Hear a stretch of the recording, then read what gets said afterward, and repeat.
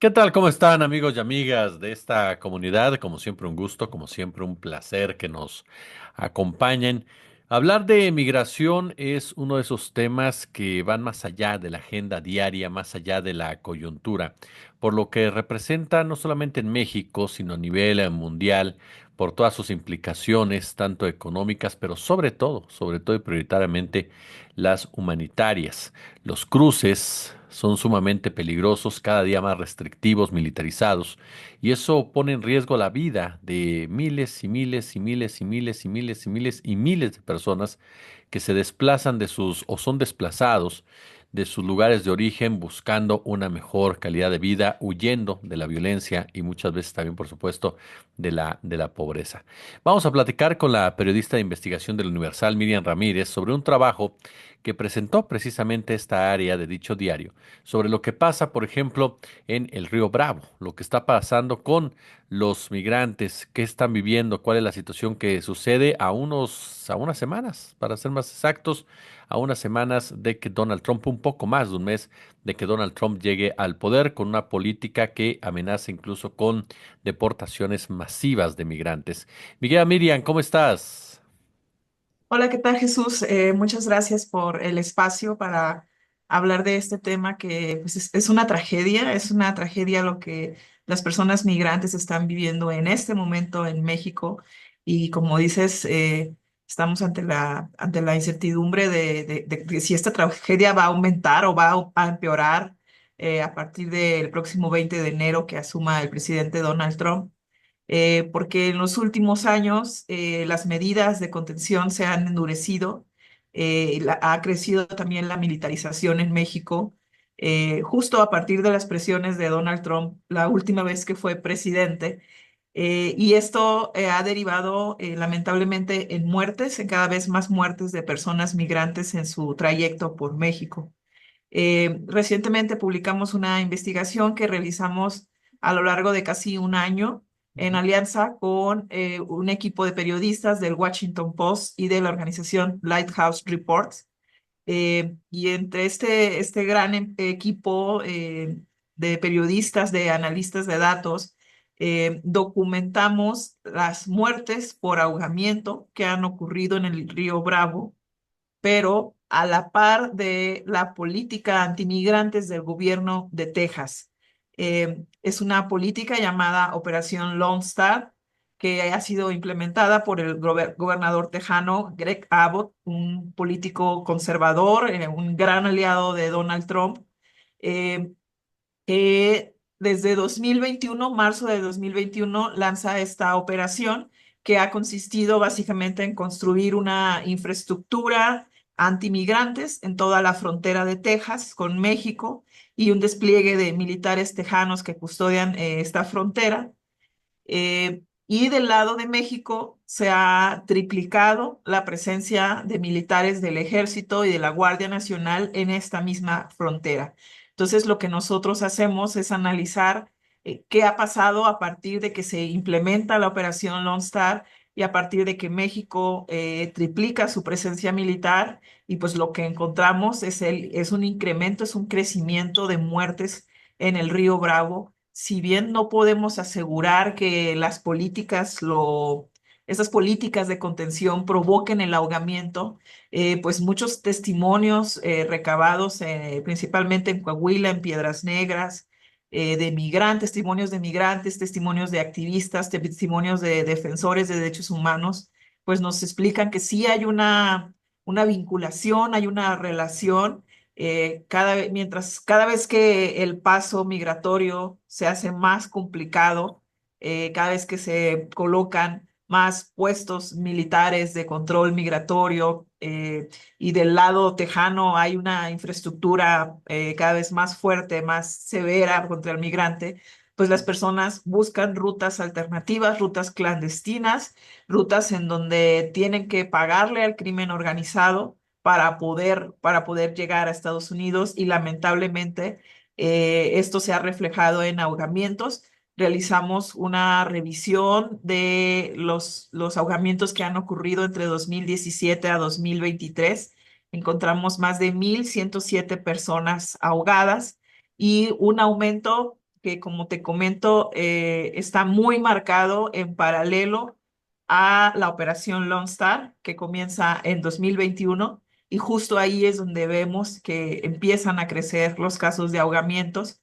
Eh, Hicimos un mapeo con imágenes satelitales de cómo se fue colocando esta infraestructura a lo largo de la frontera de Texas, y se mapearon también los cuerpos de personas migrantes que aparecieron del lado de Estados Unidos, y pues vemos que están muy concentrados justo en la frontera de Eagle Pass con Piedras Negras, en donde está concentrada el 50% de la infraestructura de Operación Lone Star.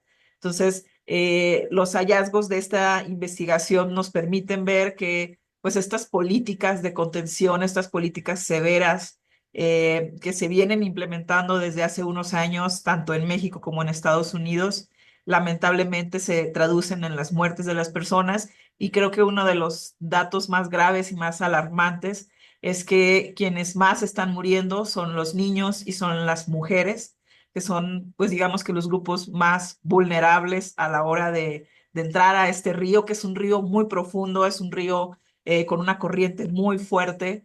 Y lamentablemente se han perdido la vida de niños de meses de edad, de niños que los padres los llevan cargados, los llevan sobre sus hombros, y a la hora de que entran al río por zonas, como te comentaba, clandestinas, conducidos por grupos del crimen organizado, por traficantes, eh, pues lamentablemente son también arrebatados por la corriente, y vemos un crecimiento también muy marcado de mujeres, de niños a partir de 2021, 2022.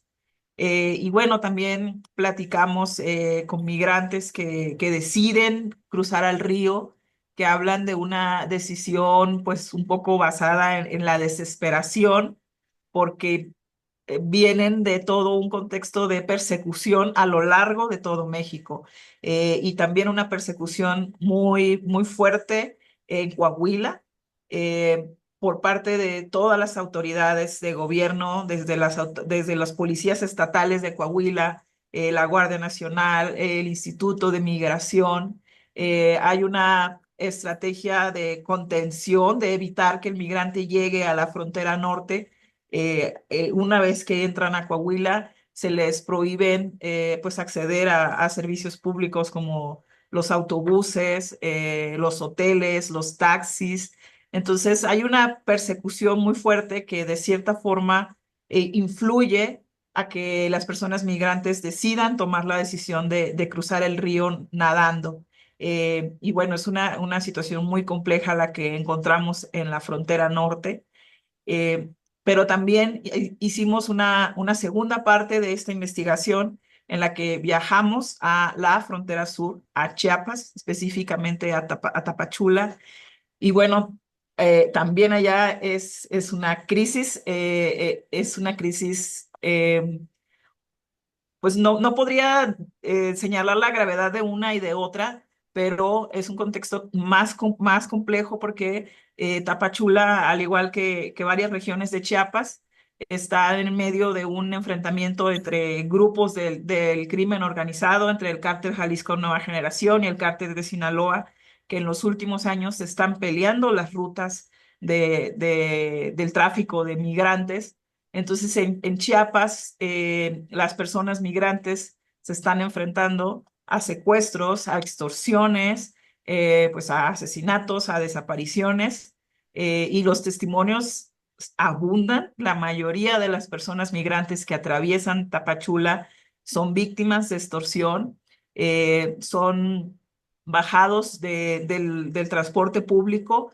En muchos testimonios nos hablan de que los mismos choferes del transporte público pues los ponen con los criminales, los señalan, los traficantes los bajan del transporte público, los llevan a lugares, o sea, los retienen y los extorsionan por cuotas que van desde los 300 hasta los $1,000, ¿no? Y también hay pues una persecución también de las autoridades en donde la autoridad migratoria en Tapachula está cansando, desgastando a las personas migrantes, los dejan pasar por Chiapas para desfogar la entrada, para desfogar la ciudad de Tapachula, pero las personas migrantes, la mayoría de las personas con las que hablamos solo logran llegar a Oaxaca y entonces en Oaxaca son detenidos y se les regresa otra vez al sur del país. Y entonces es una política de estar desgastando, de estar conteniendo, de no permitir que las personas migrantes avancen.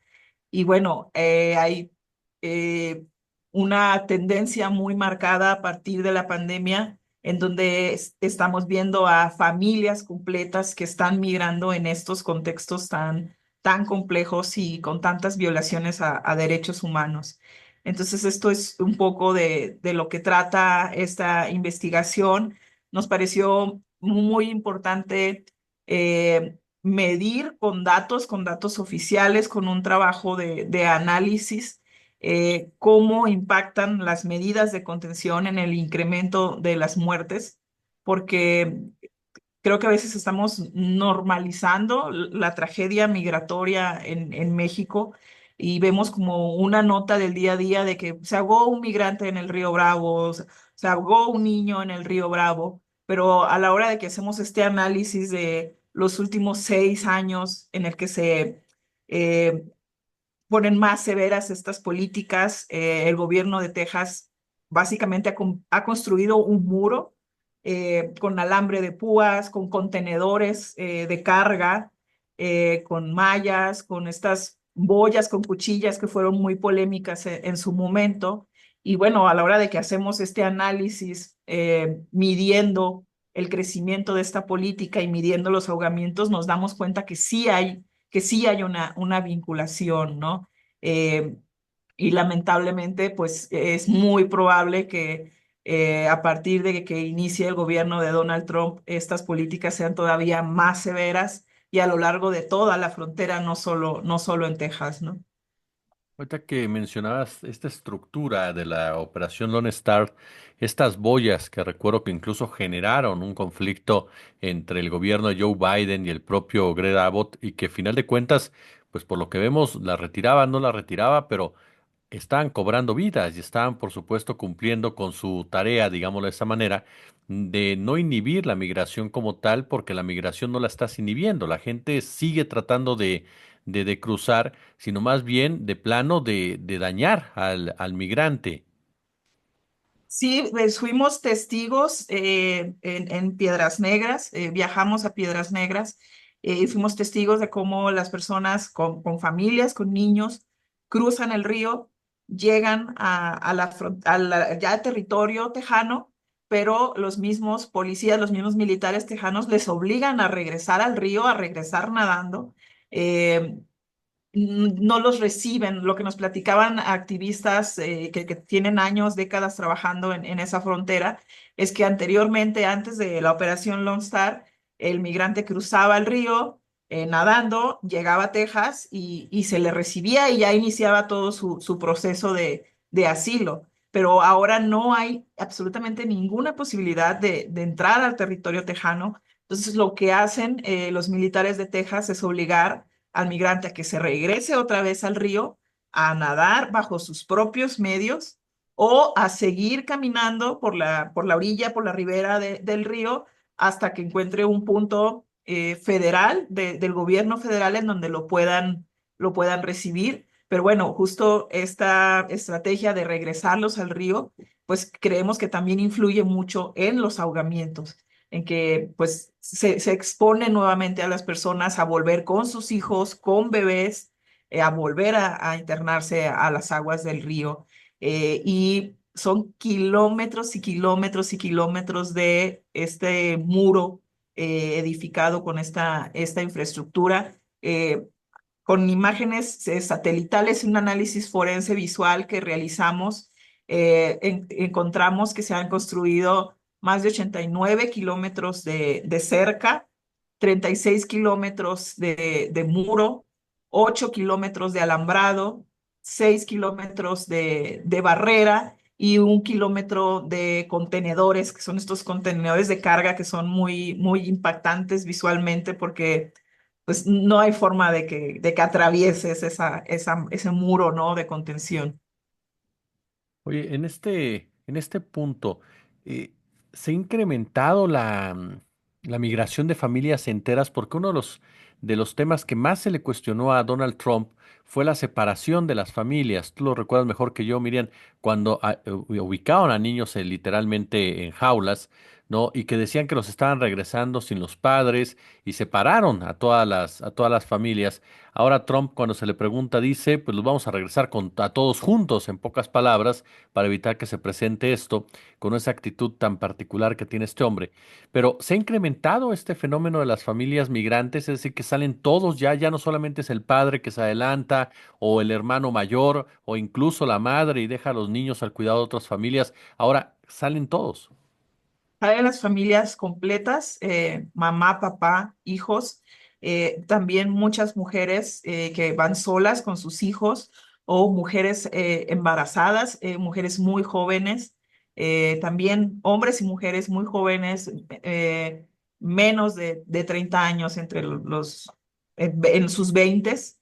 Y un dato que nos llamó mucho la atención, en el caso de los ahogamientos, eh, hasta 2021 veíamos que los ahogamientos se concentraban en personas de Centroamérica, pero a partir de 2021 vemos que se empiezan a ahogar mucho venezolano, mucho colombiano, cubano, de otras regiones que no estaban con esta fuerte tendencia de migración.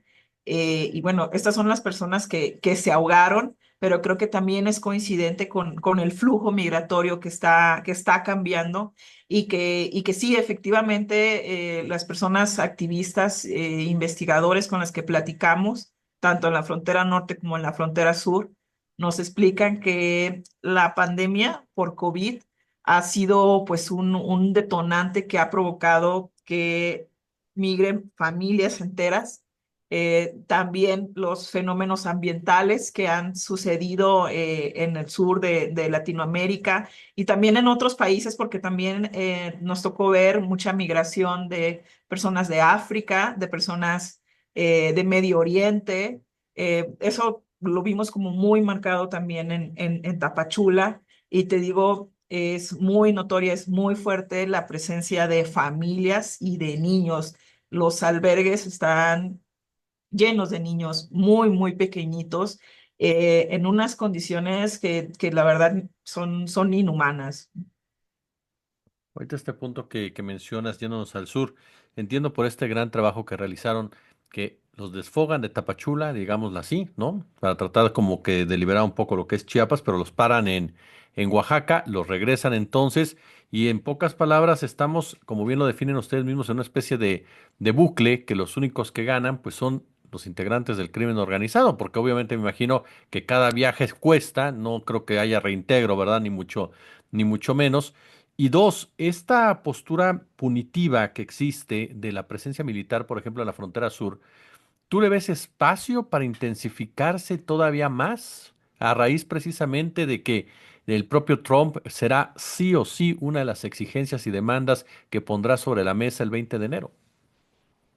Sí, yo creo que sí se puede todavía intensificar más. A costa de las Eh, personas, por supuesto. a costa de las personas, Claro. claro. Y justo, pues lamentablemente las personas migrantes son pues un producto muy redituable, tanto para el crimen organizado como para las mismas autoridades que están coludidas. Y lo que notamos en Chiapas es que al aumentar los puestos de control migratorio, que el gobierno federal les llama puestos de rescate humanitario, pero que distan mucho de rescatar y de ser humanitario. Al aumentar estos puestos de control, la gente busca otras vías para evadir a los militares, para evadir a las autoridades de migración, se internan por zonas despobladas en donde los asaltan, los secuestran, los extorsionan y la cuota para pasar el territorio se ha elevado. eso es lo que nos decían activistas, defensores en Tapachula, es que ahora los migrantes tienen que pagar más dinero. Eh, Cada una de las personas con las que hablaban nos daban cifras que la verdad son bastante altas, desde 300, 500, $700, solo por el derecho de pasar por Chiapas.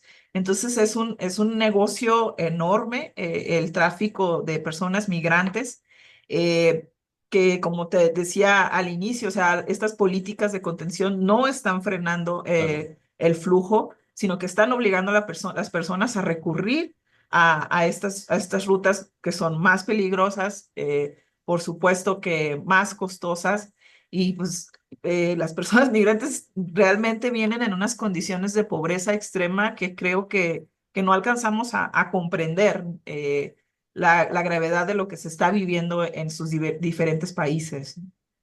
Y como bien dices, es uno de los sectores más vulnerables y más incomprendidos, porque es muy común que caiga la satanización en contra de ellos, el estigma incluso de propios ciudadanos de nuestro país, quienes consideran que o son personas que no tienen uso y beneficio, son gente que llega a quererse quedar en México y demás, y los tratan en muchas ocasiones con un racismo brutal.